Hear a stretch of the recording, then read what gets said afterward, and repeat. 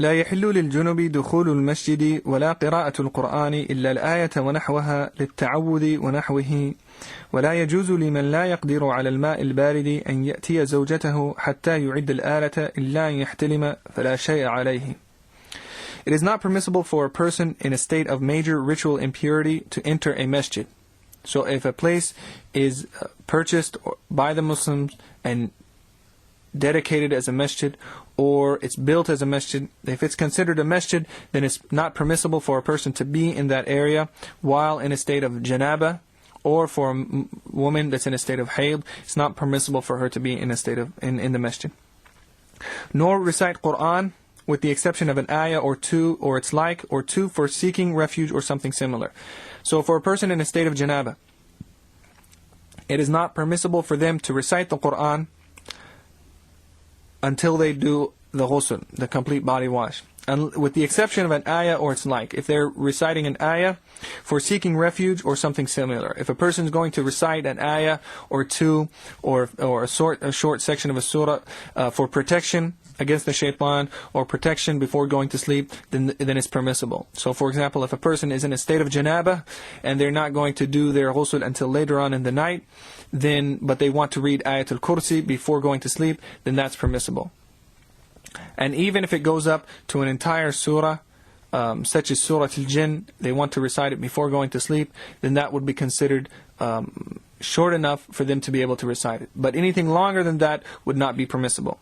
And he says here, for seeking refuge from the shaitan or from evil before going to sleep or otherwise, or something similar, such as if they see something haram and they're mentioning the hukum, the judgment of that thing to a person, and they want to mention the ayah of the Quran, but they're in a state of janaba. For them, it's permissible to them to mention a few ayahs to mention that hukum. It is also not permissible for the one who is unable to bear cold water to lay with his wife unless he has prepared the necessary means to heat the water. So if a person knows that he needs warm water to do ghusl, he's not able to use cold water. If he uses cold water, he's going to get sick. So he knows that if he gets in a state of janaba and he needs to do ghusl and he cannot find warm water, then he's going to have to do tayammum, the dry earth, attaining purity through using earth. Then for that person, it's not permissible for him to lay with his wife, meaning to put himself in a state of janaba until he gets the necessary means to heat the water. So in some areas, a person does not have direct access to hot water. Like in Mauritania, if you're in the Badia, or even if you're in the city, there's no running hot water. So in the Badia, in the countryside, there's no hot water and there's no running water. So you would have to take water, if you want hot water, to get coals, light a fire, heat it up using a steel kettle, and then you would have hot water. So if a person is in that state, or if he needs to turn on the hot water heater to get hot water, then he cannot put himself in that state of janaba until he knows that he has the necessary means to take him out of it by having the hot water. In the text he says, لا يحل, it's not permissible, but what is actually meant is that it's not haram for him to do that, it's makruh. So it's disliked for him to do something like lay with his wife and take himself out of a state, put himself in a state of janaba, if he has not provided the necessary means to get out of that state. So here when it says it's not permissible, it means that it's makruh or disliked. Should he have a wet dream? There's obviously no blame in it. If a person during the course of the night has a wet dream and an ejaculation of fluid, and now he's in a state of janaba, but he does not have the necessary means to heat up water, and he cannot take a ghusl because he cannot stand cold water because it will make him sick, then in that case there's obviously no blame in that because he did not have control over it. فصل في التيمم ويتيمم المسافر في غير معصية والمريض لفريضة أو نافلة ويتيمم الحاضر الصحيح للفرائض إذا خاف خروج وقتها ولا يتيمم الحاضر الصحيح لنافلة ولا جمعة ولا جنازة إلا إذا تعينت عليه الجنازة. This is the chapter considering tayammum. And tayammum is getting ready for prayer or for Tawaf or for things that are an obligation, and they do not have water or they cannot use water, so they use Tayammum. He says the traveler who is not disobeying Allah in his journey may perform Tayammum. If a person is on a travel and he is not disobeying Allah in his journey, then he may perform Tayammum for Nafilah prayers. And the infirm, the sick, may also perform Tayammum for both obligations and Nafilah prayers. So if a traveler is not disobeying Allah in his journey, he's on a recommended journey, or he's on a obligatory journey, an obligatory journey such as going to Hajj, or going to seek knowledge, or going to take care of obligatory needs of the Muslims. If he's on that journey, an obligatory journey, or on a recommended journey, such as going to visit a friend, going to visit the sick, going to visit a scholar or a righteous man, or he's on a permissible journey, going to seek his livelihood, then for that person, if he does not have water, or if it would make him sick to use water, then he can perform Tayammum for both the obligatory prayers and the Nafilah prayers. Whereas if a person, he's saying here, if a person is on a disobedient journey, like he's going to seek the haram, or he's going to do the makruh, the disliked, then he does not perform Tayammum. But he does perform Tayammum for the obligatory prayers. The infirm, the sick, may also perform Tayammum for both obligatory obligations and Nafilah prayers. If a person is sick, then he would do Tayammum for the obligatory prayers, and then also Nafilah prayers independent of obligatory prayers. So if a person is sick and he's not doing wudu, he can, if he goes into a masjid and he wants to pray the Tahiyyatul Masjid, the greeting prayer of the mosque, then he can do Tayammum specifically for that Nafilah prayer. Or if it's duha time, the mid-morning prayer, and he wants to perform it, or if it's tarawih, any of the non-obligatory prayers, he can do tayammum specifically for that prayer. So for the traveler who's on a permissible journey, who's not disobedient, and he's doing wudu because he cannot find water or water would make him sick, then he may perform tayammum for obligatory prayers and for non-obligatory prayers or nafilah prayers. A healthy person who is not on any journey is permitted to perform tayammum should he be fearful of losing the proper prayer time if he delays the prayer in order to do the wudu. So for a healthy person who's doing tayammum because he does not have water, then he can do tayammum only for the obligatory prayers. He cannot do tayammum for a non-obligatory prayers, specifically for that non-obligatory prayer. He may do it for an obligatory prayer and then pray a sunnah prayer after with that same tayammum, but he cannot do a tayammum specifically for a sunnah prayer, just as the traveler or the sick person would do so. And he could also do tayammum if he's fearful of losing the prayer time. So because the prayer time, according to the Maliki scholars, is given precedence over the purification. If a person does not have water, and he knows that by looking for water, or by doing a ghusl, or by doing wudu, he's going to lose the prayer time, then he would do tayammum and perform the prayer in its proper time, rather than delaying it and perform the prayer with wudu outside of the prayer time. So according to the dominant opinion of the Maliki scholars, the prayer time is given precedence over the purification of wudu or ghusl, so he would go to tayammum. So if a person, say for example, wakes up at the end of the night and he needs to do a ghusl or even just wudu, and he does not have enough time, he knows the sun is about to rise, then he would leave the ghusl or leave the wudu and he would do tayammum so that he could pray in the prayer time. But the healthy resident is not permitted to perform tayammum for nafilah prayers, Friday congregational prayers, nor the funeral prayer unless it was an obligation upon him to perform it. So this healthy resident who is not doing wudu, he's doing tayammum because he cannot find water. It is not permitted for him to perform tayammum specifically for nafilah prayers, nor for the Friday, for the Jum'ah prayers, or for the funeral prayer, the janazah, unless it was an obligation. So for the Friday prayer, the healthy resident does not do tayammum for it if he cannot find water, unless he knows that the entire time of dhuhr is going to pass and he won't find any water, So for him, he goes ahead and prays Jum'ah with tayammum. Whereas if Jum'ah time comes, and he does not have water now, but he knows that later in the time of Dhuhr he will find water, he leaves praying Jum'ah with tayammum and delays until he can pray Dhuhr with wudu. Also, he does not pray a funeral prayer unless it's an obligation.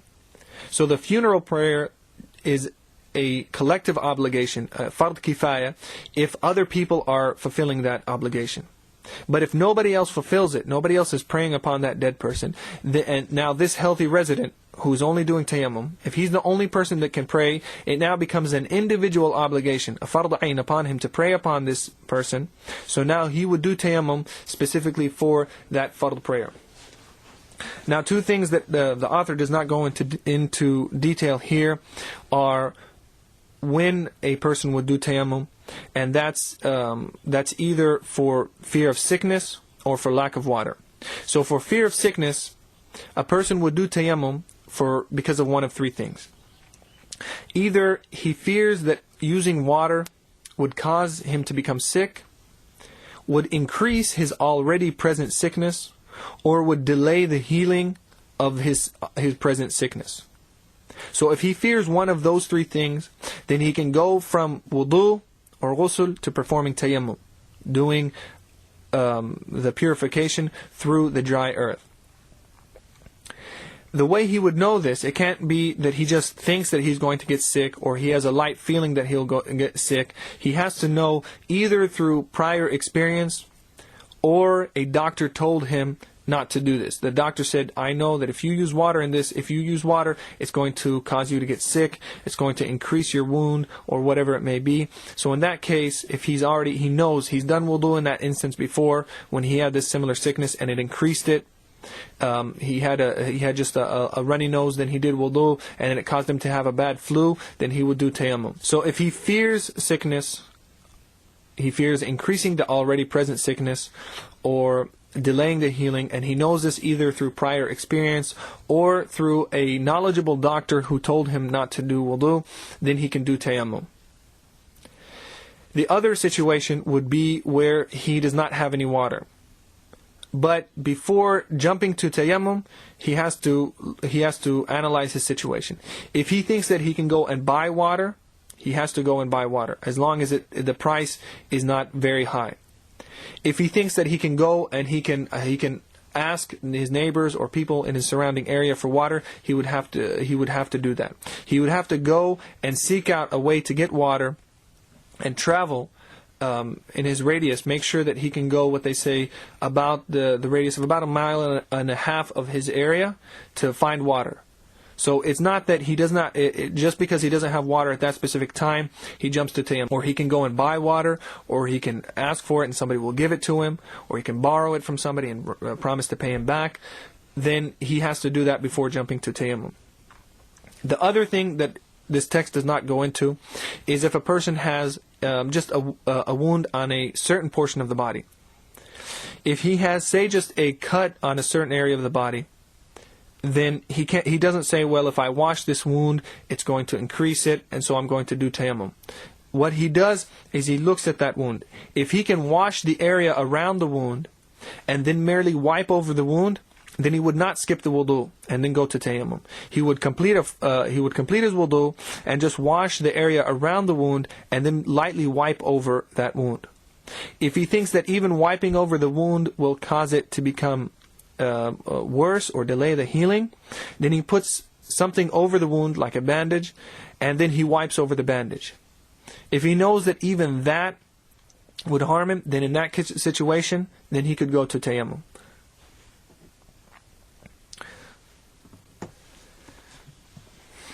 وفرائض التيمم النية والصعيد الطاهر ومسح الوجه ومسح اليدين إلى الكوعين وضربة الأرض الأولى والفور ودخول الوقت واتصاله بالصلاة.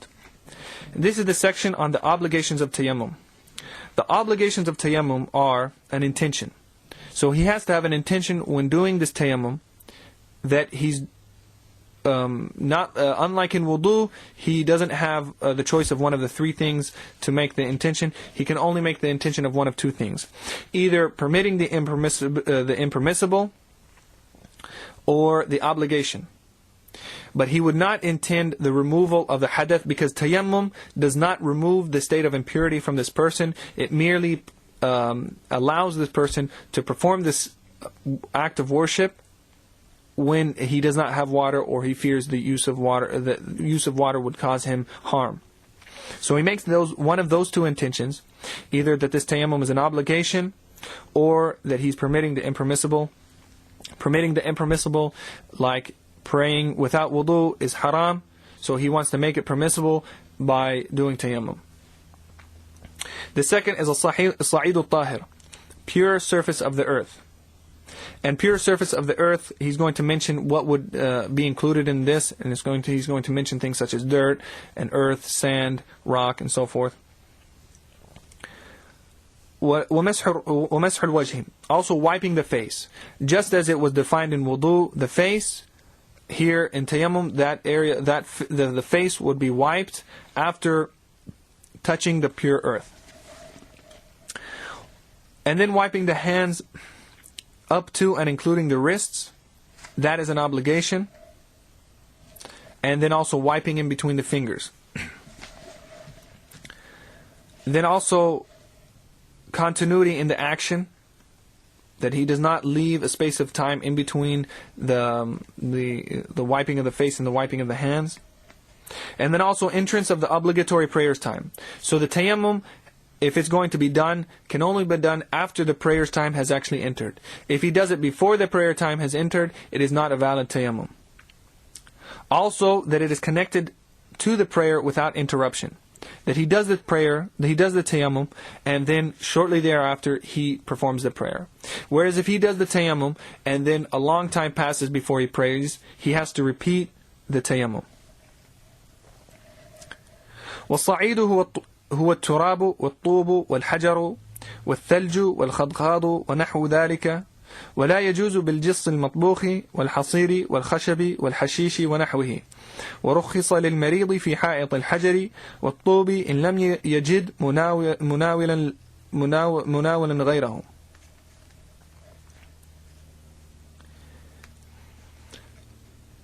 The earth's surface, or the sa'id, includes dirt, things such as dirt, adobe, which is unbaked mud brick, stone, snow, if he's not able to melt the snow and use the water for wudu, because that it would be too cold and it would harm him, or he doesn't have the means to melt it, then he does tayammum on the snow.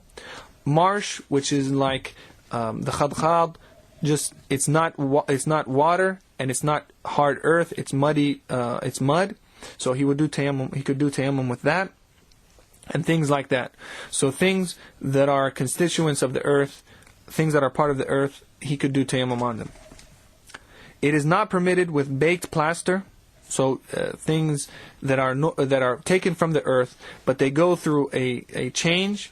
It's not permissible to do tayammum upon that, like plaster.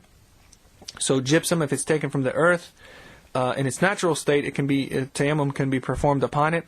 But once it's been cooked and changed, now tayammum can no longer be performed on it. Similar things such as cement, or other things that go through a process that changes their makeup, so it's no longer permissible to perform tayammum on them. Grass mats, even though that's from the earth, it's not permissible to do tayammum on it, because it has to be something a part of the earth, a constituent of the earth. Wood is also not permissible to do tayammum on, or foliage such as grass. It is permitted for a sick person to use stone or adobe wall of a house, with the condition that they cannot find anyone to bring something more acceptable, such as a stone. So if a person is in a house and he's doing tayammum, and the walls of his house are made of unbaked mud brick or stone, then he can do tayammum on that wall. And he's saying here it's only permissible if he cannot find somebody to bring him something. But the dominant opinion is that he can do tayammum upon the wall, whether or not he can find somebody to bring him something else, and even if he's not sick. As long as the wall is made of stone and there's nothing covering it, like paint or a sealant, or it's made from unbaked clay, then he can do, both the sick and the healthy person can do tayammum upon that. Whereas if a wall is made out of drywall, or it's painted, or made from cement, it is not permissible to perform tayammum upon that. وسننه, the sunan of tayammum are تجديد الصعيد ليديه ومسح ما بين الكوعين والمرفقين والترتيب, striking the earth a second time for the wiping of the hands. So the obligatory was touching the earth once, or the stone, and then wiping the face, and then he could actually use that first contact with the earth to wipe his hands, but it's sunnah for him to make contact with the earth again, a second time, for the wiping of the hands. وَمَسْحُ مَا بَيْنَ الْكُوعَيْنِ وَالْمِرْفَقَيْنِ. Also, it's sunnah to wipe the two arms from the wrist up to and including the elbows. So we said wiping the hands up to and including the wrist is an obligation. From the wrists up to and including the elbows is a sunnah. There are some opinions that it's an obligation to wipe up to and including the arms, but according to the Maliki madhab, you wipe. The obligation is to wipe up to and including the wrists, and then it would be sunnah to complete the wipe up to and including the elbows. Also, following the given sequence. So in the Quran, it says wipe your face. When doing tayammum, wipe your face and then your arms. So to do the face first and then the arms is considered a sunnah. وفضائله, the virtuous acts of tayammum are التسمية وتقديم اليمنى على اليسرى وتقديم ظاهر الذراع على باطنه ومقدمه على مؤخره. The virtuous acts are saying Bismillah. So at the first contact with the earth, a person would say Bismillah. That's recommended. Then proceeding with the right side, then the left, just as in wudu, you would do the right arm first and then the left. Then wiping the outer portion of the arm first, prior to the inner portion of the arm, and then wiping the arm beginning with the tips of the fingers to the elbows. So this the wiping of the outer arm prior to the inner arm, and then wiping the arm beginning with the tips of the fingers to the elbows is what's called wasfun hamid. So that's where he would wipe beginning with the tips of the fingers, start with his left hand, wiping his right arm, the outer portion all the way down to his elbow, come around and then wipe the bottom portion of his arm up to the tips of his fingers from the bottom portion of his hand. And then use the bottom portion of his hand to wipe the fingers. So the entire tayammum would be that he begins by saying Bismillah at the first contact of the earth. Then he wipes his face, making sure to get under the nose, and then wiping over any facial hair. And then a second contact with the earth, and then he does the wasfun hamid. He would take the bottom of his left hand to the tips of his right fingers on the outer portion of his right hand, and then wipe it all the way down to the elbow, then go around the elbow, and now wipe from the inner portion of his arm, from the elbow up to the tips of the fingers, and then he would kind of clasp each finger individually and wipe it, so that he's wiping the inner portion of his fingers of his right hand with the bottom of his left hand. So he would not interlace them like he did in wudu, because the insides of the fingers of the left hand did not touch the ground. So if he were to do that, he's touching the inside of his right fingers with the inside of his left fingers, and the inside of the left fingers did not touch the ground. So for that reason, he would clasp each finger of his right hand with his left hand and then wipe them individually, so that the insides of the right finger are being touched with something that was that made contact with the ground. And then he does the same for the left arm. He would take the bottom of his right hand to the tips of his left hand on the back portion of the hand, wipe all the way down to the elbow, come around the inside portion of the arm up to the fingers, and then wipe the inside of the fingers with the bottom of the right hand.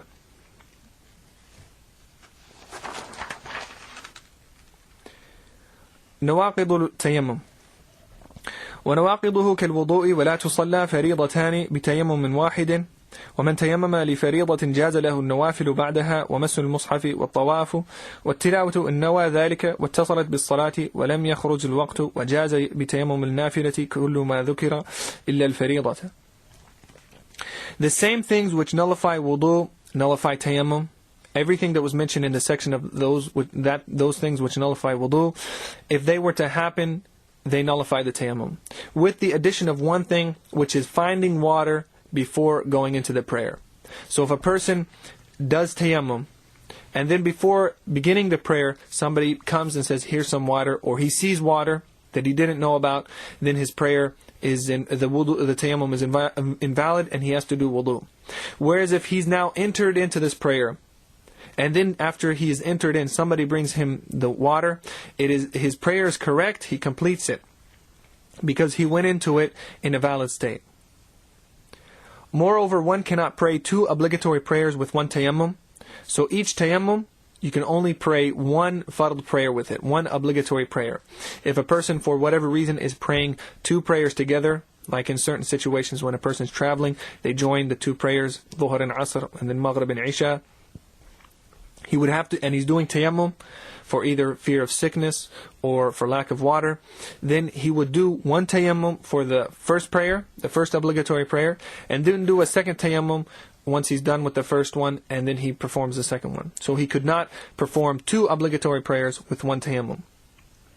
Although one may pray nafilah after the obligatory prayers with the same tayammum used in the obligatory prayer. If a person did an obligatory prayer and did tayammum for that, after he has completed that obligatory prayer, if he wants to pray nafilah prayers after that, he can do so. So the sunnahs after Dhuhr, or after Maghrib, or after Isha, he can do that with the same tayammum that he used for the obligatory prayers. He does not have to do a new tayammum. So if a person wants to pray the Tarawih prayer, and he's doing tayammum for whatever reason, he would do tayammum for the Isha prayer, and then he would stand up and then pray the Tarawih. The person can also use the same tayammum for touching the copy of the Quran, circumambulation, Tawaf, and recitation if he had intended that. It followed immediately after the prayer, and the time of the prayer has not expired. So if a person wants to do something that requires wudu, then if he has done tayammum and prayed the prayer, he can do that thing after the prayer with that tayammum. So reciting the Quran requires a person to have done a complete ghusl after janaba. Or doing tawaf requires wudu. Touching the mushaf requires wudu. So all these things that require wudu or require ghusl, if a person has done tayammum, has a right to do tayammum, and he does it and he prays, then he can do those things after that prayer, as long as he does it immediately after the prayer. So immediately after the prayer, he picks up the mushaf and he reads from it. He does not have wudu, but he did tayammum for that obligatory prayer. He does tawaf, circumambulation of the Kaaba. He can do that right after the prayer, using that same tayammum that he had prayed that obligatory prayer with. Or the recitation of Quran, because this person who's in a state of janaba, he's doing tayammum, and then after the prayer, he recites Quran. Because normally, for the person in a state of janaba, it's not permissible for him to recite Quran. But this person, because he did tayammum for an obligatory prayer, after it, it's permissible for him to recite Quran. He says here, though, that one of the conditions is that he had intended that at the time of tayammum, he intended that not only is he going to do this obligatory prayer, but he's actually also going to do that other act of worship after the prayer. Imam al-Akhdari has mentioned this, but according to the dominant opinion of the madhab, that is not it is not a condition. So even if he did not make that intention, he can still do those things after the obligatory prayer is finished. Another condition is that the time of the prayer has not expired. So he can keep doing that thing as long as the time of that prayer has not expired. So after Asr, he touches the mushaf, and he keeps doing it. He can do so as long as Maghrib has not come in. ومن صلى العشاء بتيمم قام للشفع والوتر بعدها من غير تأخير ومن تيمم من جنابة فلا بد من نيتها. Should one perform Isha prayer with tayammum, then in order to do the even and odd night prayer, the shafa' and the witr, it must be done immediately after the obligatory prayer without delay. So he can do the tayammum for the obligatory prayer, which in this case is the Isha, and then the prayer which is after it, the nafilah of the shafa' and the sunnah of the witr, he can do it with that same tayammum. He does not have to do another one, as long as he does it immediately after and does not delay it. And a delay would mean something like the amount of time that he can have between the end of the obligatory prayer and the starting of that other act is the time it would take to say the Subhanallah 33, the Alhamdulillah 33, and Allahu Akbar 33. If he delays it more than that time, then he can no longer use that same tayammum for this act. He says also, rahimahullah, Imam al-Akhdari says, should one do tayammum in a state of major ritual impurity, janaba, he must intend tayammum for that purpose. So if a person is doing tayammum because of janaba, he's in a state of major ritual impurity, and he's doing tayammum because he cannot find water, he fears sickness, or he fears that the time of the prayer will go out, then when he does the tayammum, not only does he have to have the intention of making permissible the impermissible, or the obligation of tayammum, but he also has to make present the intention that he's doing this tayammum from a state of janaba.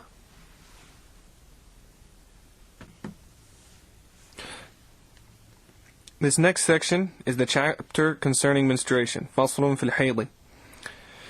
This chapter is not only a necessity for every single Muslim woman to learn, but it's also incumbent for many men to learn.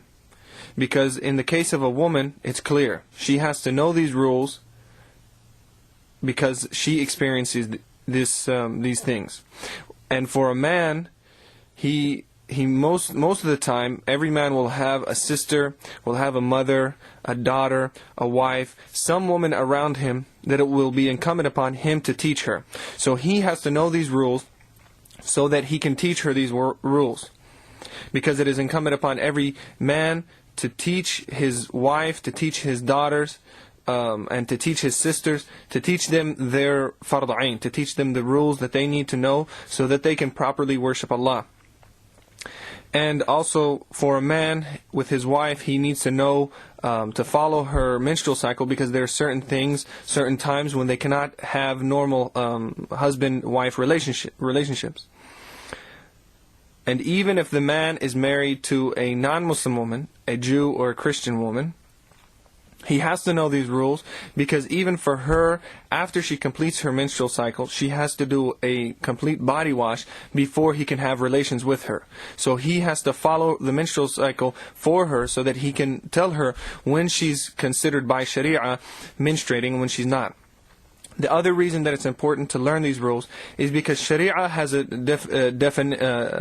definition for the hayd, for the menstruation, and the post-childbirth bleeding of a woman, regardless of what the doctors say. So we might find that a gynecologist considers hayd something hayd, but the Sharia does not consider it hayd. And we might see that the gynecologist considers something that not hayd, and the Sharia does consider it hayd. So a person has to know the Sharia rulings regarding the rules of hayd. Women fall into three categories: وَالنِّسَاءُ مُبْتَدَأَةٌ وَمُعْتَادَةٌ وَحَامِلٌ. A woman who's experiencing hayd or menstrual blood for the first time, a woman who's an experienced woman, meaning that she has had a previous cycle so that she can judge what is her normal cycle, even if that previous cycle was only one time.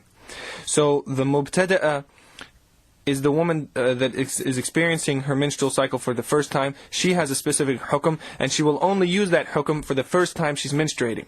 The second time she menstruates, now she's considered an experienced woman because she uses her previous and first menstrual cycle to judge as her normal cycle. And then the pregnant woman. Since during pregnancy, according to the Maliki scholars, the blood that a woman experiences is considered hayd, and they know that during pregnancy the blood would be abnormally long, they have a specific hukum for her. وأكثر الحيض للمبتدأة 15 يوما وللمعتادة عادتها فإن تمادى بها الدم زادت 3 أيام ما لم تجاوز 15 يوما. The longest menstrual cycle of a woman on her first period is 15 days. This is the hukum for the mubtada'a, for the woman on her first period.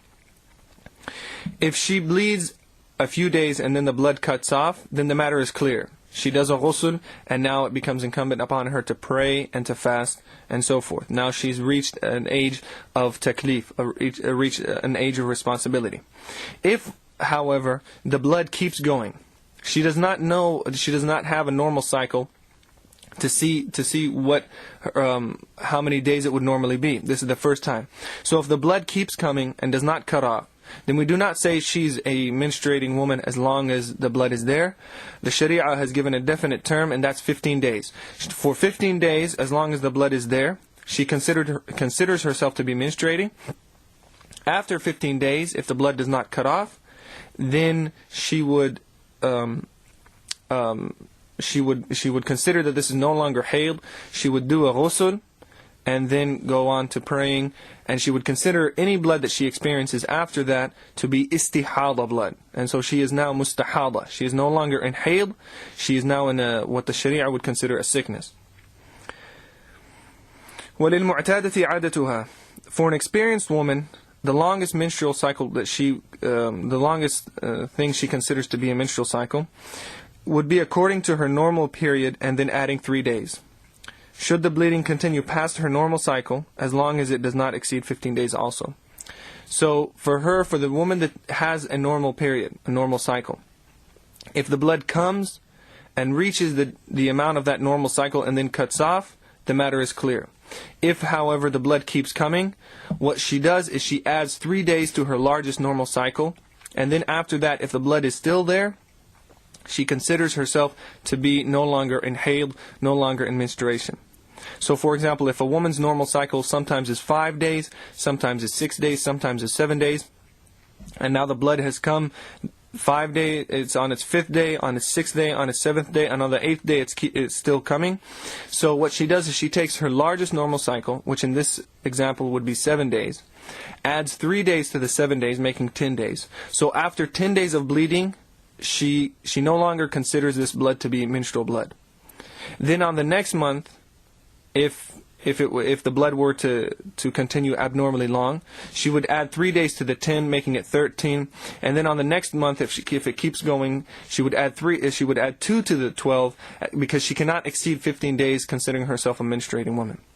If her longest normal cycle is, say, 12 days, she would add 3, making it 15. If her largest normal cycle is 2 weeks, 14 days, she wouldn't add 3 and make it 17. She would only add 1, going to 15. Because the longest a woman can be considered in a state of menstruation, a state of hayd, is 15 days. وللحامل بعد 3 أشهر 15 يوما ونحوها وبعد 6 أشهر وعشرون ونحوها.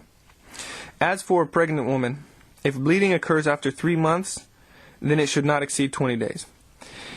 As for a pregnant woman, if it's after 3 months, and in Arabic it says بعد 3 أشهر, and what it means is بعد الدخول في الشهر الثالث, after entering into her 3rd month. So after entering in, not after the completion of the 3 months, but after entering into her 3rd month of pregnancy, if she experiences blood, then the longest, she does not go to her normal cycle. What she does is she considers herself to be in a state of menstruation until 20 days. If bleeding goes past 20 days, then she does not consider herself to be in a menstruation. Should it occur after 6 months, then it should not exceed 25 to 30 days. If she experiences bleeding after entering into her 6th month of pregnancy, then the bleeding, if it goes past 25 days, or some scholars say 30 days, then after that, on the 26th day, she would do a ghusl, and even if the blood is there, is no longer, she does not consider it to be menstrual blood, she considers it to be istihada blood. فإن تقطع الدم لفقت أيامه حتى تكمل عادتها. If the blood flows intermittently, then she should add up the number of days in which there is flow until she completes her normal cycle. If a woman experiences a normal hayd, she will experience it for a certain number of days and then it will cut off. And during those days, the blood will remain there. If during the course of her period, the blood flows intermittently, it comes 1 day and then it stops 1 day, it comes 2 days and then it stops, then she adds up those days. She adds up the days together until she reaches her normal cycle. or whatever category she is, she goes until the most of that category. So if she's a first-time woman experiencing her first menstrual cycle, then she would keep adding the days together until but she would not go past 15 days. The experienced woman would keep adding the days together until she goes 3 days past her normal cycle, and then she would no longer consider it hayd. And then for the pregnant woman, she would either go 20 days if she experienced it after the entrance into her third month of pregnancy, or 25 to 30 days if she was in her 6th month of pregnancy. ولا يحل للحائض صلاة ولا صوم ولا طواف ولا مس مصحف. It is not lawful for a menstruating woman to perform prayer, fasting, circumambulation, touch a copy of the Quran. So for a menstruating woman, she cannot pray. It's haram for her to do so. It's haram for her to fast. If the menstruating blood started after she began fasting, then her fast is broken, and she should not complete it. She should also not start any new fasts. Also circumambulation. It's not permissible for her to do tawaf around the Kaaba, or to touch a copy of the Quran. She cannot touch a copy of the Quran, a mushaf, if it's merely the Arabic. Whereas if it's, say, a tafsir of the Quran, that would be permissible for her. وَلَا دُخُولُ مَسْجِدٍ. It's also not permissible for her to enter a masjid. وَعَلَيْهَا قَضَاءُ الصَّوْمِ دُونَ الصَّلَاةِ وَقِرَاءَتُهَا جَائِزَةٌ. Moreover, she must make up the days of fasting missed, but not the prayers missed during her cycle. It is permissible for her to recite Quran from memory during her cycle. So she must make up the days of fasting during her cycle. If she missed any of the days of Ramadan during her cycle, she has to make those up, but she does not have to make the prayers that she missed during her cycle. وَقِرَاءَتُهَا جَائِزَةٌ. It is permissible for her to recite Quran from memory during her cycle. According to the Maliki scholars, for the woman in a state of menstruation, she can recite Quran from memory. ولا يحل لزوجها فرجها ولا ما بين سرتها وركبتها حتى تغتسل. Her private parts are unlawful for her husband during this time, and this includes what is between the navel and the knees until she performs a ghusl. So everything between the navel and the knees for the husband to derive pleasure from that, whether it's through intercourse or other means, touching is not permissible for a husband with his wife during the menstrual cycle. And when it says that he cannot derive pleasure from what is between her navel and her knees, this is direct contact to her skin. Whereas if he's deriving pleasure from what's between her navel and her knees, if it's from above clothing, then that would be permissible. And so he cannot derive pleasure or have intercourse with her until she performs a ghusl. So even after the blood stops, it's not permissible for him to derive pleasure from that area until she performs a ghusl. فَصْلٌ فِي النِّفَاسِ. This is the chapter on lochial bleeding, and it's the bleeding that occurs after a woman gives birth. وَالنِّفَاسُ كَالْحَيْضِ فِي مَنْعِهِ وَأَكْثَرُهُ 60 يَوْمًا. Lochial blood, or post-childbirth bleeding, is the same as menstrual blood concerning what is not lawful. So all the things that were mentioned that are prohibited for the menstruating woman to do, and for her husband to derive pleasure from that area during the bleeding, the same goes for during the time when she's experiencing post-childbirth bleeding. The longest period of bleeding is 60 days. If the bleeding after the childbirth occurs a certain number of days and then cuts off, the matter is clear. But if the blood keeps going, the longest that she would consider herself to be in a state of lochial bleeding is 60 days. After that, she would perform a ghusl and go about her normal routine of worship, and she would not pay attention to the istihada blood, in that it does not require her to do a ghusl, but she would, if just like in the wudu, it would break her, just like in the nifas, that istihada blood, the blood that's coming after the normal period, would break the wudu, unless it's coming a lot, so much that it would create a hardship for her to do wudu. فَإِنْ انْقَطَعَ الدَّمُ قَبْلَهَا وَلَوْ فِي يَوْمِ الْوِلَادَةِ اغْتَسَلَتْ وَصَلَّتْ. If the blood ceases flowing during that time, even if on the same day as the birth, then she should perform ghusl and begin to pray. So just like in the case of the nifas, the woman in hayd, in menstruation, as soon as the blood stops, she performs a ghusl, even if it's on the day of the birth. And also, if a woman has given birth and does not experience any postpartum bleeding, then she would still have to perform a ghusl, because the mere childbirth requires a ghusl.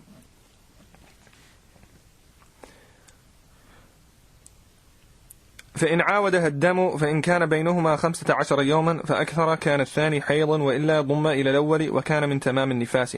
Should the flow of blood resume, then if it had stopped for longer than 15 days, it should be considered menstrual blood, and if less than that, she should add it up to the previous days and consider it part of the 60 days until they are complete. So say this woman during her nifas bleeding, it's coming and it's going. It's not coming consecutively. There's a few days where she experiences bleeding and then it stops and then she bleeds again. So what she would do was she would add up all the days until she reached 60 days. And this is if between the blood there's not 15 days of consecutive purity. Whereas if the blood stops for a few days and then comes back and then stops for a period of 15 days, she goes 15 complete days without experiencing any blood, then if she experienced blood, the next blood she experiences is considered a new menstrual cycle. She goes back to the rules of a menstruating woman. In her case, whether it's she would go to her normal cycle, and then and so on. So if it comes before 15 days, say the blood stops and then comes after 10 days, then she would consider that as part of the nifas bleeding. For both the woman in nifas, the postpartum bleeding, and also the woman experiencing menstrual blood, if the blood comes, even if it's one drop, she considers that entire day to be considered a day of menstruation. So when we say 7 days, it could, and it's usually 7 days of continuous bleeding with minor interruption. But if it comes, even if it's one drop, she considers this entire day to be one of the days of her cycle.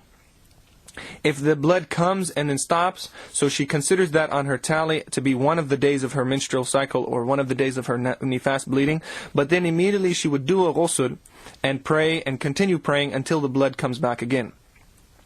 So in theory, a woman could be praying and be fasting her entire the course of her menstruation. An example of that would be she experiences blood for an hour or two at night. It cuts off. Before the Fajr, she makes her intention to fast, and then she fasts, and she prays all those prayers after having done a ghusl. And then the next night it comes back, and so every day she would consider that entire day to be one of the days of menstruation, but she would be fasting and praying during those times. If the blood ceases, and she knows that it's going to come back during the time of the prayer, then she does not have to do a ghusl and pray. But if she knows that the blood is not going to come back until after that prayer time is over, then she would do a ghusl and pray at that time. Also, for a woman that does not, if she feels that the blood is constantly flowing, then she does not have to check it. But if she does not know whether their blood is there, she should be checking every single prayer time to see that if the blood has stopped, then she should make a ghusl and then perform the prayer of that the prayer of that time. The times that she would not have to check to see if she had stopped bleeding is after she has gone to sleep and before Fajr. So she should not wake up at the end of the night to see whether her the menstrual blood has stopped, so that she can pray Maghrib and Isha. She should just continue sleeping until Subh, but she should wake up in the morning time to see if the blood has stopped. If it has stopped, then she does a ghusl and she prays the Subh prayer, the morning prayer. فصل في الأوقات. This is the chapter on the times of prayer, and the majority of Muslims do not know how to tell the prayer, the times of the prayer, the way the Prophet ﷺ did, the way he was taught by Jibreel alayhi salam. In the hadith that's mentioned in Muwatta, the Prophet ﷺ said that Jibreel came down and taught him how to pray. He showed him the times of the prayer, and then he passed that on to the Sahaba. And this knowledge has been passed down and is still preserved by a certain portion of the Muslim community, but the majority of people have left this, either because of leaving the prayer totally and not fulfilling its conditions, or because of relying on such things as prayer time schedules. And so a person, the average Muslim, does not know how to tell the prayer without using a watch or without using a time schedule. And the Prophet ﷺ never used a time schedule, or there weren't watches at that time. So they used the sun and the moon and the stars to be able to tell the prayer times. And there's a hadith that the Prophet ﷺ says that the best of the most beloved servants of Allah, to Allah, the most beloved servants to Him, are the people that watch the natural signs to follow the prayer times, watching the movement of the sun and the stars and the moon to follow the prayer times. So it's important for every single Muslim to know this, and it's a simple science for him to know the prayer times, so that he can see the creation of Allah, and also so that he can know the prayer times without relying on a watch or a time schedule. Because some of the times those schedules are incorrect, so he should go back to the origin, the original thing, the sunnah way of telling the times of the prayer. الوقت المختار للظهر من زوال الشمس إلى آخر القامة والمختار للعصر من القامة إلى الاصفرار.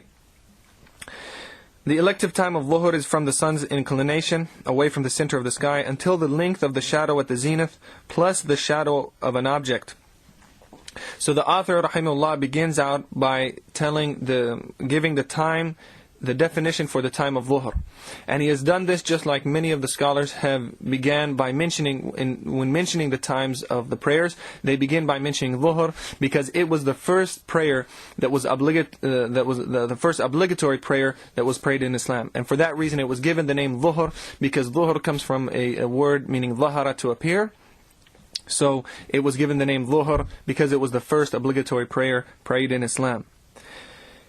The Waqt al-Mukhtar, each prayer time has an elective time and then a necessary time. The elective time is a time that the prayer has to be that it has to be prayed in it, and it cannot be delayed to the daruri. And then the daruri time is a time that in the normal situations a person could not delay the prayer to that time, but in times of necessity he could delay the prayer to that, such as in travel, or if a woman's in a state of nifas or hayd, they could be delaying the prayer to that. The elective time of Dhuhr is from the sun's inclination away from the center of the sky until the length of the shadow at the zenith plus the shadow of an object. So when the sun rises in the morning, if you look at the shadow of an object, or if you stand up and you look at your own shadow, you'll see that it will be pointed out towards the west, and it will be very long. As the sun rises in the sky, the shadow will be decreasing and moving towards the north, pointing towards the north. At the middle of the day, at the zenith, the shadow will be pointing due north. If you're in the northern hemisphere, it will be pointing due north, and for a certain period of time, the shadow will neither increase or decrease. So from the time that the sun was rising, the shadow of all objects were decreasing, gradually decreasing until it hits the zenith. Then no noticeable decrease or increase can be noticed. After a certain time, and that will depend on the place that a person's in and the time of year, there will be a noticeable increase. That noticeable increase is the time of Dhuhr. So we have a few terms. When the shadow is at that zenith time, when it's no longer increasing or decreasing, that's known as the istiwa period. The istiwa, when the shadow is neither decreasing or increasing. As soon as it moves, there's a definite increase, a noticeable increase, that's called the zawad. Because the zawad literally means something that's been removed, and it's moved away from the center of the sky. So the shadow now moves and increases. Once you once you see a definite increase, then you know that the time of Dhuhr has entered, and its time goes until the length of an object at the length of the length of the shadow at the zenith plus the shadow of an object.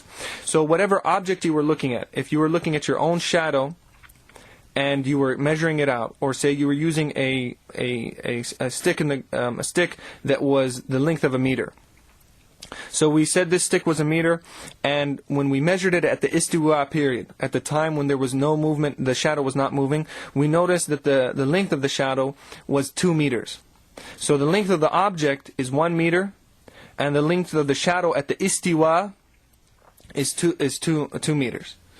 And then at two, once we see a noticeable increase. So we know that at the time of Dhuhr, the length of the shadow of this object was 2 meters and a little bit. So then we add the length of this object, which is 1 meter, to the 2 meters of that shadow, thus getting 3 meters. So when we see that the shadow of this object is 3 meters and a little bit, we know that the mukhtar time, the elective time of Dhuhr, is out. If a person is using their self to measure the shadow, the fuqaha have mentioned that every single person's body is equal, his height is equal to 7 of his feet. And it's also equal to 4 of his arm lengths, using from the tip of the thumb to the elbow, the dhira'. So if you know that, since you know that your height is equal to 7 of your feet, then when you check your shadow, if you say at the time of the entering of Dhuhr, we say that we count out the shadow and we find that it's 3 feet long. So what you would do is you would face the shadow, look down at the ground, see where the top of your head is, and mark it on a point. Either have somebody put something there, or just mark it with a stone or a stick that's on the ground there, and then start taking steps to count out your shadow. Walk in a straight way until you get to that point to count your shadow. Your first step, where you're standing, you're not going to count it. The first step that you take is 1, and then 2. So say you mark out your shadow, and you find that the time of your at the time of Dhuhr, it's 2 of your feet. So you see that when Dhuhr is entering, you notice that there's a clear increase in the shadow. So, your shadow was 2 feet. So in that example, say you were measuring it at the istiwa period, at the period when there was no increase or decrease in the shadow, and you were noticing that it was about 2 feet but a little bit less.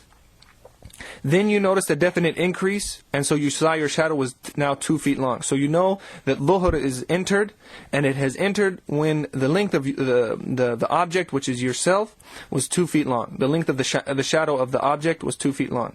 So that's the time of Dhuhr, and then it goes until the length of the object plus that shadow. So we add 7, which is your height, to that 2, getting 9.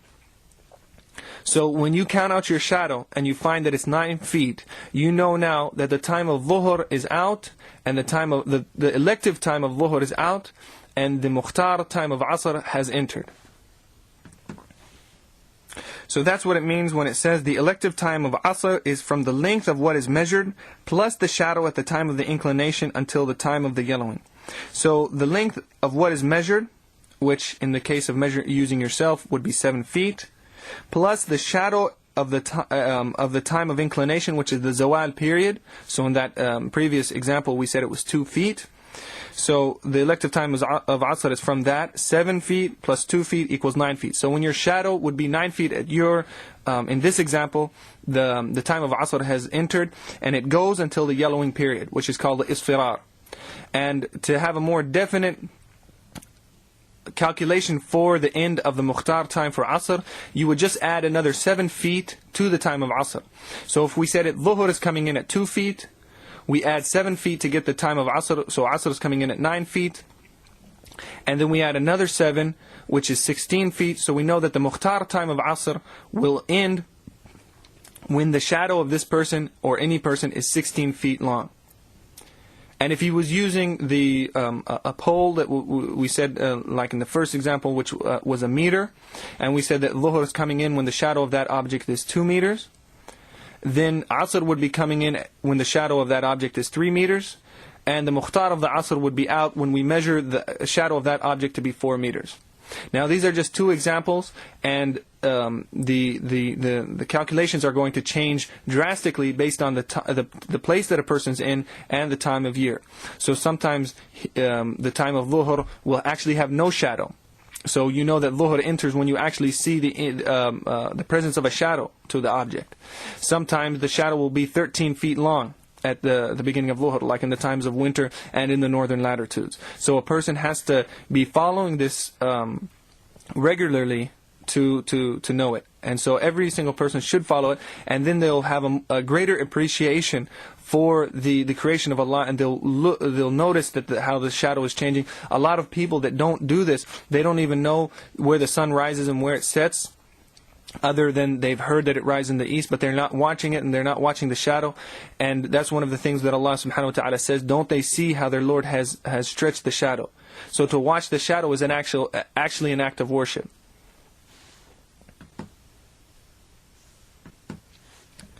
The absolute necessary time for both, meaning the Dhuhr and the Asr, is the end of the elective time of Maghrib, of Asr, until the actual sunset.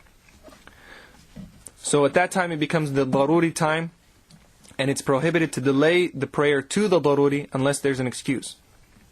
So Dhuhr goes from the Zawal until the shadow is equal to the length of the object plus the Zawal shadow, and then the Mukhtar of Asr begins, and the Daruri of Dhuhr begins. And then it goes until we add another length of the object, and then the Mukhtar, the elected time of Asr, ends, and its Daruri begins. So at the end of the elective time of Asr, you have the beginning of, you have the Daruri of both Dhuhr and Asr until the sunset. Then وَالْمُخْتَارُ لِلْمَغْرِبِ قَدْرُ مَا تُصَلَّى فِيهِ بَعْدَ شُرُوطِهَا. The absolute necessary time for the elective time for Maghrib, or the Mukhtar time for Maghrib, is the time it takes to pray it once the conditions have been fulfilled. So once we establish that the sun has completely set, not only that the sun has began setting behind the horizon, but now it's completely set. So if we're on the ocean or in a plain where you can actually see the setting of the sun, you would wait and you would look to the west and actually wait until you have, the sun has completely gone down, and then you know that Maghrib has begun. If you can't see that, because there's mountains between you and the area where the sun sets, then you look to the east. And you wait until you see a grayness in the sky coming, which indicates that night is there. And it's a sign that the sun has definitely set. So if you cannot see the actual sunset, then look to the east, and when you see that graying area, that gray is no longer the light blue of the sky, it's now kind of a fuzzy gray, then you would know that Maghrib has entered. Once Maghrib has entered, the elective time, the Mukhtar, is a relatively short time, and is defined as the time it takes to pray it once its conditions have been fulfilled. So we would look at how long it takes to perform a wudu or a ghusl for somebody that needs it, to find clean clothes, to find a clean place to pray, to figure out which direction is qibla, and then to actually perform the prayer. The time it would take to pray the prayer after fulfilling all those conditions, that's the time of the Mukhtar of Maghrib. وَالْمُخْتَارُ لِلْعِشَاءِ مِنْ مَغِيبِ الشَّفَقِ إِلَى ثُلُثِ اللَّيْلِ الْأَوَّلِ وَضَرُورِيُّهُمَا إِلَى طُلُوعِ الْفَجْرِ. The elective time or Mukhtar of Isha is from the time of the redness of the sunset subsides until the first third of the night. So after the sun sets, there's still a redness, which is called in Arabic shafaq. It still is in the sky. So Maghrib is in, even though there's still some redness left in the sky. And after the Mukhtar of Maghrib, it becomes the Daruri of Maghrib. And when that redness is completely out of the sky, then the Mukhtar time of Isha has begun. And it goes until 1/3 of the night. So from the time that the redness subsides until the first third of the night, that's the Mukhtar of Isha. The way that we figure out the first third of the night is to take the time of Maghrib and the time of Fajr, the time of the entering of dawn, and then we divide that by 3, and then we know the thirds of the night. So if Maghrib, say, is at 6 o'clock and dawn is at 6 o'clock, we have a 12-hour night. 1/3 of that would be 4 hours. So we add 4 to 6, getting 10 o'clock. So we know that the first third of the night ends at 10 o'clock. So Isha would be from the time the redness subsides until 10 o'clock. And again, depending on the time and the place of the person, the shafaq could set quickly, within an hour after sunset, and sometimes it takes a few hours for it to set.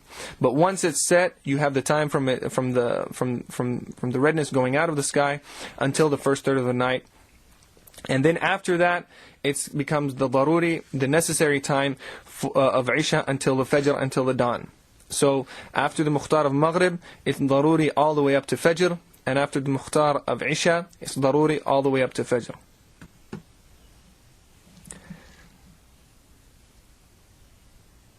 والمختار للصبح من الفجر إلى الإسفار الأعلى وضروريه إلى طلوع الشمس. The elective time or Mukhtar of Fajr, of Subuh, of the morning prayer, is from the first true light of dawn, the Fajr as-Sadiq, until the dawn's light has completely pervaded the location and faces are discernible. So, in certain areas you have what is a false dawn and a true dawn. The false dawn usually happens in northern latitudes during the winter period, and it's that light comes up in the eastern horizon, and it comes up very quickly, and it looks like the letter Lam, L, and the Lam in Arabic. It comes up very quickly and then it subsides very quickly. So if a person's watching the Fajr, they would not pray when that false dawn comes up, but they would wait until the true dawn, the Fajr as-Sadiq, comes in, and it comes in slowly, and then it stretches from far from the south to the north, and then it comes in. So once the dawn has been, you're sure that the dawn is in, that's the beginning of the Fajr time, and it goes until the Isfar. And the Isfar is when that there's enough light that you can clearly discern faces. If there's no artificial light and you're not inside a building, and now you can see the face and you can discern the face of the person next to you, then you know that the Mukhtar time of Fajr is over, and now the Daruri time, the necessary time, is in. And this necessary time goes until the sun begins to rise. والقضاء في الجميع ما وراء ذلك ومن أخر الصلاة حتى خرج وقتها فعليه ذنب عظيم إلا أن يكون ناسيا أو نائما. Any prayer missed is made up any time after the respective times of election and necessity have passed. So in this section we have defined the times of necessity, daruri, and the times of the elective times, the mukhtar times. Both of those times are considered adat times, meaning that if the prayer was performed in one of those two times, it's considered a prayer performed in its time. It's adat. If it's performed outside of those two times, then it's considered qada. And whether a prayer was missed intentionally or unintentionally, it has to be made up regardless of why it was missed. وَمَنْ أَخَّرَ الصَّلَاةَ حَتَّى خَرَجَ وَقْتُهَا فَعَلَيْهِ ذَنْبٌ عَظِيمٌ. Anyone who delays a prayer until the time has passed completely has done an enormous and grave wrong, with the exception of someone who overslept or completely forgot. So if a person let the prayer totally go out, went from the adat time to the qada time, or even went from the mukhtar time to the daruri time without a valid excuse, then he has committed a grave and enormous wrong, a kabira, unless he overslept because the pin was lifted from the person that's sleeping, or he just completely forgot. He was doing something and he was totally heedless he forgot about the prayer, and then the time went out. So the ummah of the Prophet ﷺ has been excused for forgetfulness or mistakes, unknowing mistakes that they made. So if a person overslept, he's not. He definitely has to make up that prayer. And the same goes for the person who overlooked it, who forgot about it. And he should make sure in the future to try to have somebody wake him up, or to put an alarm clock or do something to wake him up.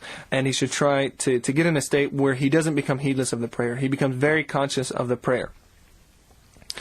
Now, if a person goes to sleep before the time comes in, like if he goes to sleep at night and the time comes in, he went to sleep before it came in, so it's not there's no sin upon him for not waking up. So if a person's around him, the person should wake them up, but it's not wajib, it is not incumbent to wake up a person that's sleeping for them to pray. There is an opinion that it is wajib, so it would be best to go ahead and wake them up. But one should know that it's not incumbent to wake a sleeping person up for prayer. It is very recommended according to the dominant opinion, though.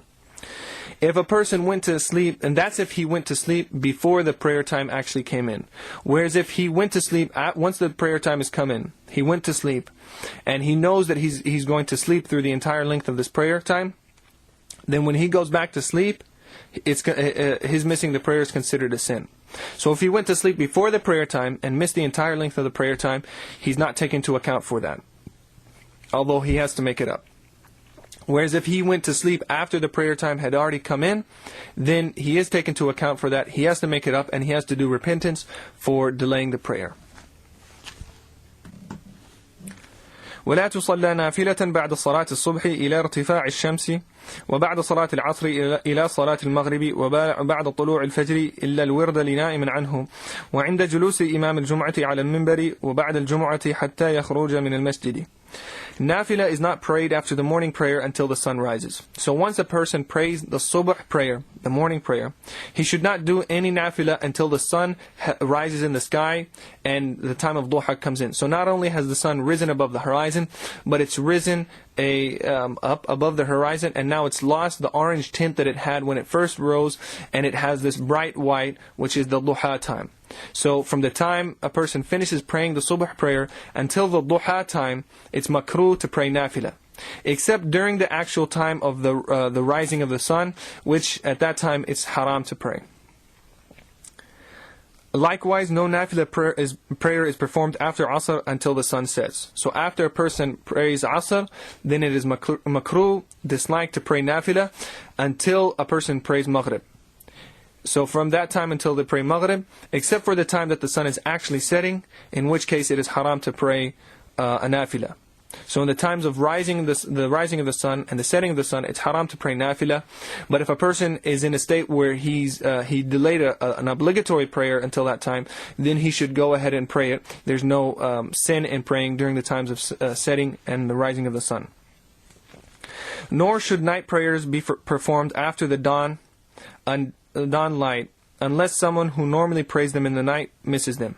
So if a person has a wird, a normal prayer routine that they do every night, a certain set of rak'ahs that they do for tahajjud, they should be performing them before the dawn comes in.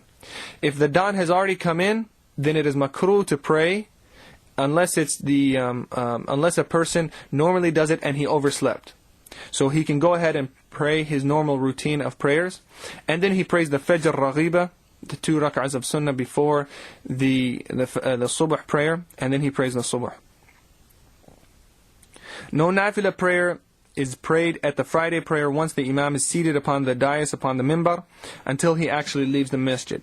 So if a person enters into the Jum'ah prayer, he can pray nafila unless the imam has now began walking towards the minbar. Once he begins walking towards the minbar, it becomes haram to begin any nafila.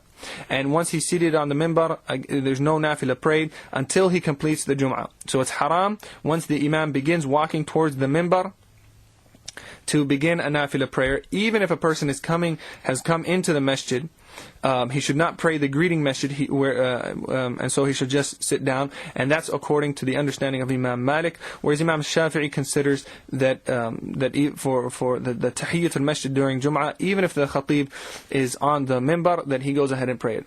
But for those following the Maliki madhab, they would not pray the tahiyyatul masjid once the imam is on the minbar. And he would not pray until the imam actually leaves the masjid. So from the time the imam walks towards the minbar, it becomes haram to pray nafila.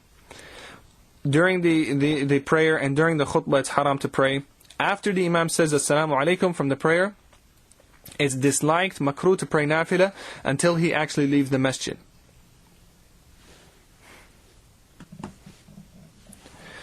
فصل في شروط الصلاة. Section on the conditions of the prayer. وشروط الصلاة طهارة الحدث وطهارة الخبث من البدن والثوب والمكان وستر العورة واستقبال القبلة وترك الكلام وترك الأفعال الكثيرة. The conditions of the prayer are 6. 1. Ritual purity from events that remove a state of purity or hadath. So a person has to have removed the hadath, either the lesser hadath, which is removed through wudu, or the greater hadath, which is removed through ghusl. So that is the first condition of the prayer. A person has to be in a state of wudu, and he has to have completed a ghusl if he needs it. And if he can't do those, that he has to have done tayammum. And then purity from filth, the khabath or the najasa from one's body, clothes, or place of prayer. So removal of the khabath from those three things. From the body, anything that he's wearing, the clothes, anything, his body, anything that he's wearing, the clothes, or the place of prayer, and that's the place that he actually touches while he is praying. Also, one of the conditions of the prayer is covering one's nakedness, and he will define what is the nakedness for a man and what is the nakedness for a woman during prayer. Then facing the direction of the qibla. So, and this is going to differ, of course, if a person's in east of the qibla, they're going to pray west. If they're west of the qibla, they're going to pray east. If they're south, they're going to pray north. If they're north, they're going to pray south. If they're northwest of the qibla, they're going to pray southeast. So they're just going to face the qibla, depending on where they are. So the ulama have said that since facing the qibla is an obligation, then also knowing the way to find the qibla is also an obligation upon every single Muslim. So every single Muslim should have basic knowledge of the celestial signs to be able to find the qibla. In the Quran it says, وَبِالنَّجْمِ هُمْ يَهْتَدُونَ. By the star they are guided. That they use the star to find the qibla. So for the people in the strongest qibla, the strongest proof for the qibla, according to the madahibs, to all the madahibs, is the North Star. The North Star is a star that's part of the Little Dipper.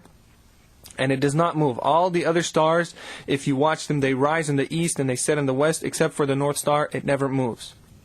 And depending on how far you are, if you're in more northern latitude, it's going to be higher in the sky, but it will never move from its position. And if you're in a southern latitude, it's going to be closer towards the horizon, but it will never move. So you know if you're facing it, that it will be north. So the ulama have said that if you're east of the Kaaba, you put the North Star to your right ear, and now you're facing the Kaaba. If you're west of the Kaaba, put the North Star to your left side, and you'll be facing it, and so forth. So you use that once you know where the North Star is, you know where north is, and you know where you are in relation to the Kaaba, and then you can find your way. Another proof that they said that is used for the people of the West is looking for Orion's belt.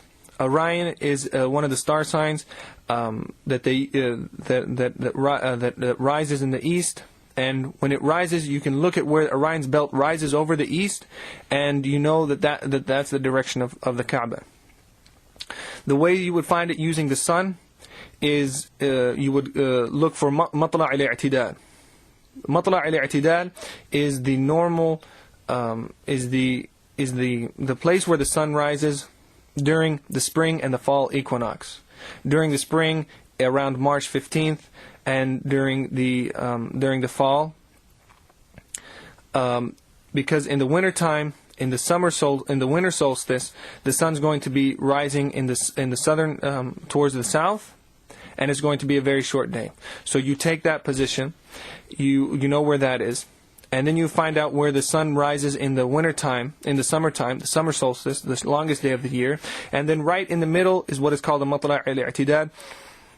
You'll be facing the direction of qibla, and that's the direction where the sun will rise 2 times in the year, during the spring equinox and during the fall equinox.